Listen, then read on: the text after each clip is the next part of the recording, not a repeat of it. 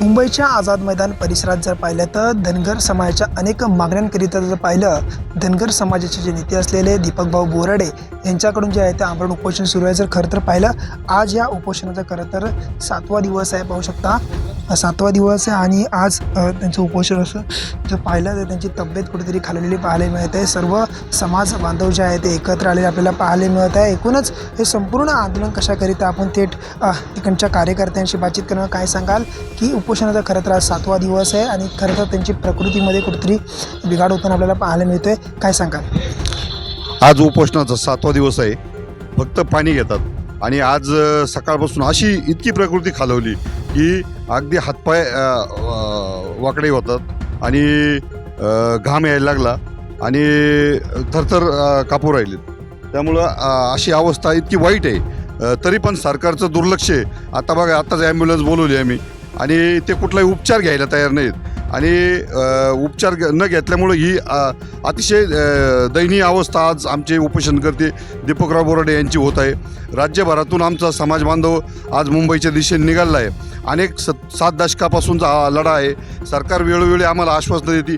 13 तारखेला मुख्यमंत्र्यांनी आमची बैठक बोलवली, परंतु बैठकीमध्ये कुठलाही तोडगा निघाला नाही. आम्हाला वेळोवेळी आश्वासनं दिली जातात, परंतु आमचा प्रश्न मिटत नाही. आमच्यातील काही समाज नेत्यांना पुढे घेतात, कोणाला आमदारकी देतात, कोणाला खासदारकी देतात, कोणाला मंत्री करतात, परंतु आमचा जो मुख्य प्रश्न आहे तो त्या ST आरक्षणाची अंमलबजावणी ही होत नाही. आज आमच्या उपोषणकर्त्याची इतकी वाईट अवस्था आहे की कुठल्याही क्षणी काही होऊ शकतं. मी तुम्हाला या तुमच्या मीडियाच्याद्वारे सरकारला सांगू इच्छितो की जर आमचे उपोषणकर्ते दीपकराव बोराडे यांच्या प्रकृतीला काही झालं, त्यांच्या केसाला जरी धक्का लागला तर संपूर्ण महाराष्ट्र पेटल्याशिवाय राहणार नाही.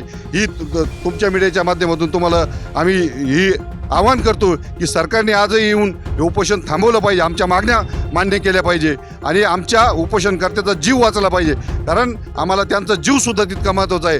आज आमचे काही समाज बांधव आज त्या समुद्राच्या कडाला समुद्रावर उड्या टाकायला निघाले होते. आम्ही त्यांना समजवलं, बाबांना नको, असं करू नका, संविधानाच्या मार्गाने चालायचं. आपले नेते आज या ठिकाणी त्यांचा जीव धोक्यात घालून आज हे 7वा दिवसाचं उपोषण आहे. याच्या अगोदर 2दा 16 दिवसाचं उपोषण झालं. आज वर्षातून 6 महिन्यातून जर 16 दिवस इतक्या दिवसाचं उपोषण. पण तुमची प्रमुख मागणी काय?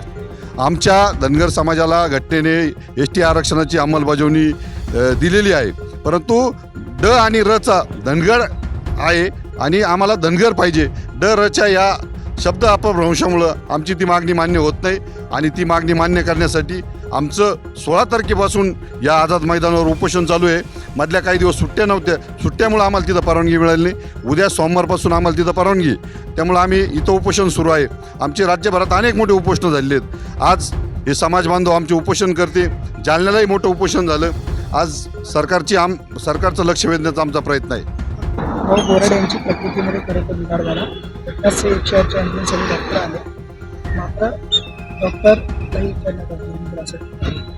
काय संपूर्ण प्रकारे काय सांगतात? सर, आमचे दीपक बोराडे साहेबांचा 7वा दिवस आहे उपोषणाचा.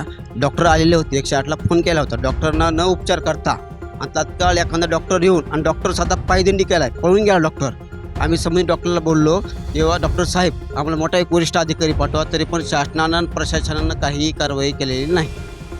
समोर डॉक्टर यांच्यावर कारवाई करण्यात यावी. आमचे धनगर समाजचे ST आरक्षणाचे दीपक भाऊचे आज सिरियस पेशंट आहेत. बहुत त्यांच्या आतुले एवढी परिस्थिती की डोळ्यातून आमच्या पाणी निघतो, तर मनांना काही त्यांनी कारभार केलेला नाही डॉक्टरने.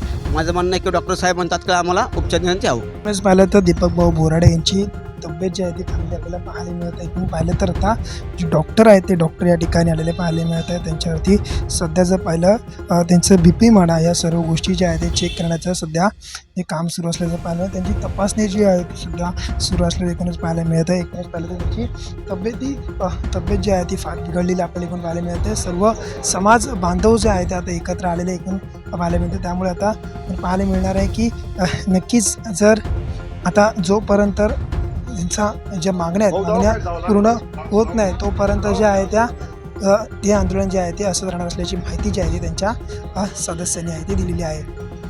अविनाश माने, LS मराठी, मुंबई.